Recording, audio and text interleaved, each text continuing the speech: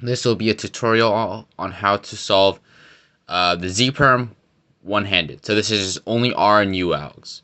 So as you may or may not have noticed, doing M moves one-handed is kind of hard unless you do RU.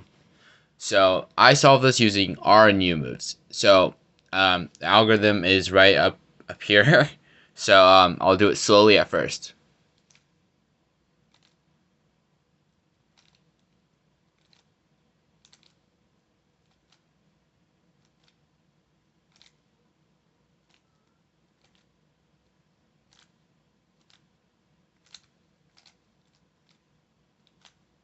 So fast.